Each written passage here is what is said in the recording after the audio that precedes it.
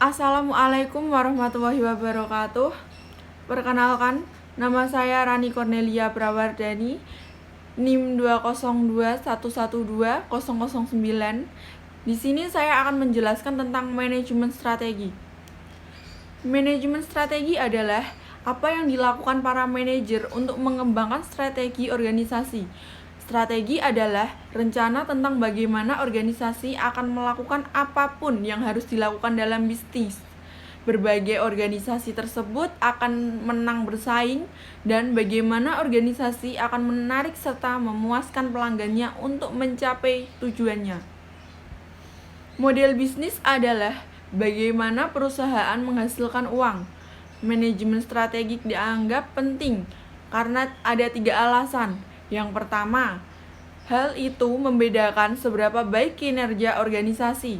Yang kedua, hal itu penting untuk membantu manajer menghadapi situasi yang terus berubah. Yang terakhir, manajemen strategik membantu mengordinasikan dan memfokuskan upaya karyawan pada apa yang penting. Kita lanjut ke proses manajemen strategi. 6 langkah dalam proses manajemen strategi. Pertama, identifikasi misi, tujuan, dan strategi saat ini. Yang kedua, pelaksanaan analisis eksternal. Yang ketiga, pelaksanaan analisis internal. Yang keempat, pemformulasian strategi. Yang kelima, pengimplementasian strategi. Yang keenam, pengevaluasian strategi. Langkah kedua dan ketiga secara kolektif dikenal sebagai analisis SWOT. Ketentuan adalah semua aktivitas yang dilakukan dengan baik oleh organisasi atau sumber unik yang dimilikinya. Kelemahan adalah aktivitas yang tidak dapat dijalankan dengan baik oleh organisasi atau sumber daya yang diperlukannya, tetapi tidak memiliki. Peluang adalah tren positif di lingkungan eksternal. Ancaman adalah tren negatif. Kita lanjut ke strategi korporat. Dengan strategi pertumbuhan, organisasi memperluas jumlah pasar yang dilayani atau penduduk yang ditawarkan, baik melalui bisnis yang sudah ada saat ini atau bisnis yang baru.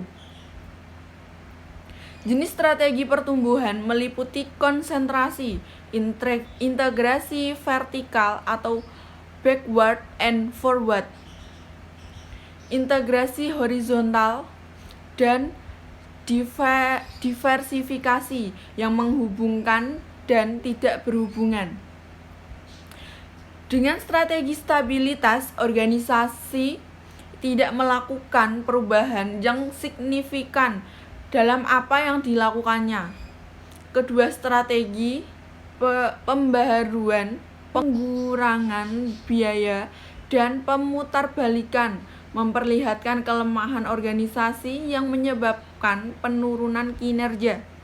Dengan menggunakan matriks BGC sebagai cara untuk menganalisis portofolio bisnis, perubahan dengan melihat pangsa pasar perusahaan dan tingkat pertumbuhan industri yang diantisipasi.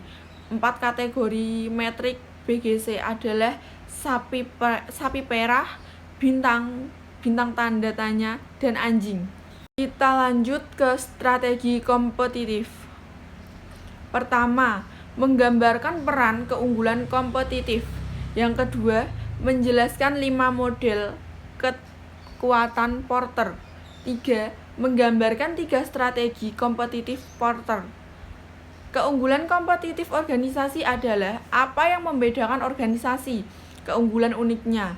Keunggulan kompetitif perusahaan merupakan dasar untuk memilih bisnis yang tepat atau strategi kompetitif. 5 model kekuatan Porter menilai 5 kekuatan kompetitif yang mendikte peraturan persaingan dalam waktu industri.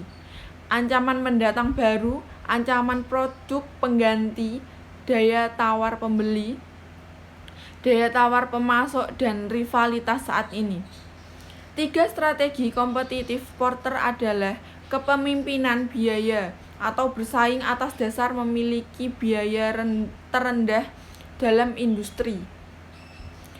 Diferensiasi atau bersaingan atas dasar memiliki produk yang unik yang dimiliki secara luas oleh pelanggan dan fokus atau bersaing dalam segmen yang sempit, baik dengan keunggulan biaya maupun keunggulan diferensiasi.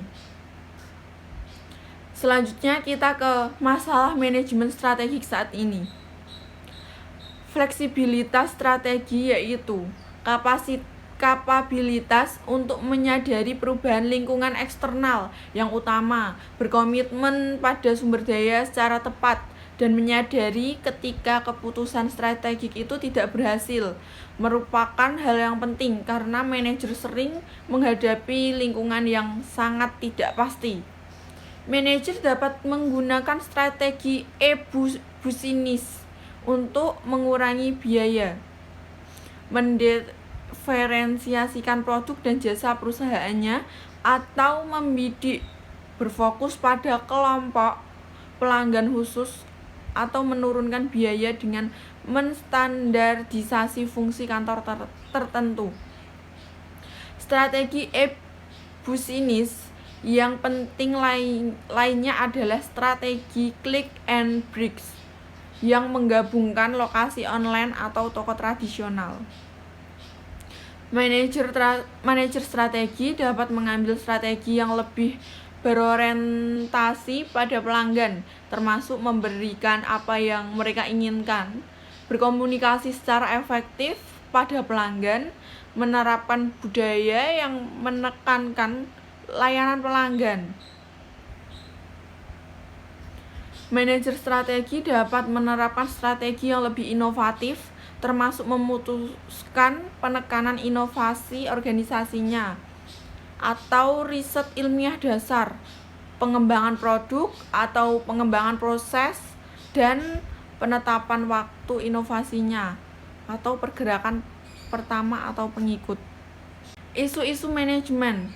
Pertama, keunggulannya yaitu manajer mampu menganalisis kekuatan, kelemahan, peluang, dan ancaman dari sebuah organisasi tersebut, dan manajer telah siap untuk memformulasikan strategi yang tepat, yaitu strategi penggalian kekuatan organisasi dan peluang eksternal.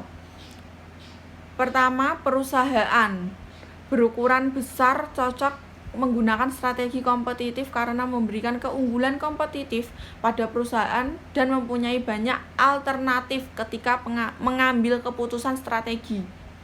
Kedua, perusahaan berukuran kecil cocok menggunakan strategi korporasi dengan keunggulan dapat menspesifikasikan bisnis apa yang digeluti dan apa yang dilakukan perusahaan. Yang kedua, perusahaan nirlaba cocok untuk menggunakan strategi pertumbuhan mempunyai keunggulan, yaitu digunakan sebuah organisasi yang ingin mengembangkan jumlah pasar yang dilayani atau produk yang ditawarkan. Keempat, perusahaan global cocok menggunakan strategi inovasi karena mempunyai keunggulan, yaitu mencerminkan filosofi inovasi organisasi dan pengendalian terhadap sumber daya yang langka dan membuat pesaing tidak dapat mengaksesnya. Kedua, setuju. Bagi organisasi nirlaba melaksanakan apa itu konsep keunggulan kompetitif sama pentingnya dengan organisasi yang bertujuan mencari laba.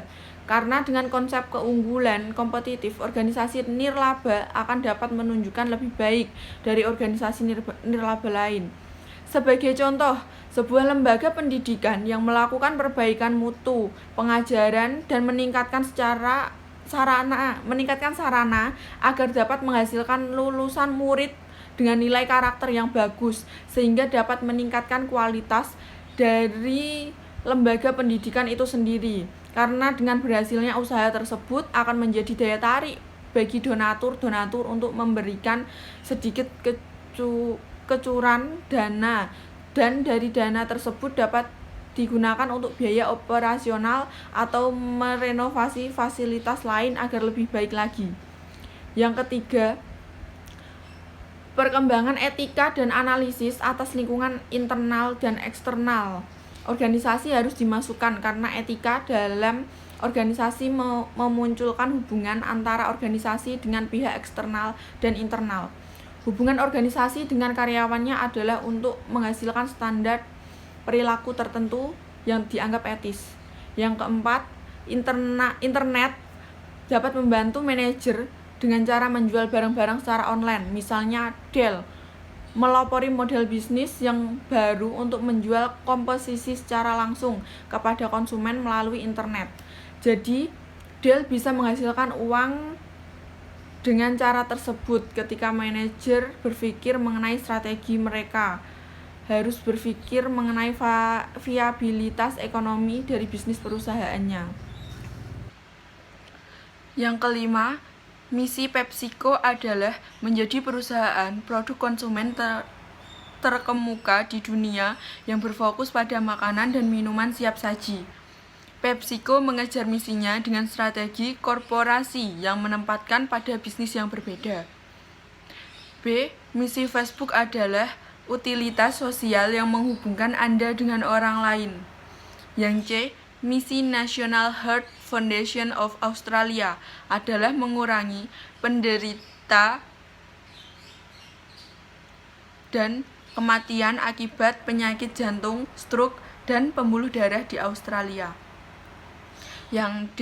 Misi Nutrisi Food adalah berusaha untuk menjadi pioner dan memimpin dalam memberi solusi kepada pelanggannya untuk meraih kehidupan yang lebih sehat, lebih nikmat, dan penuh arti, baik untuk saat ini maupun di masa yang mendatang. Misi Coca-Cola adalah memberi kesegaran kepada pelanggan dan konsumen dengan rasa bangga dan semangat sepanjang hari setiap hari. Terima kasih.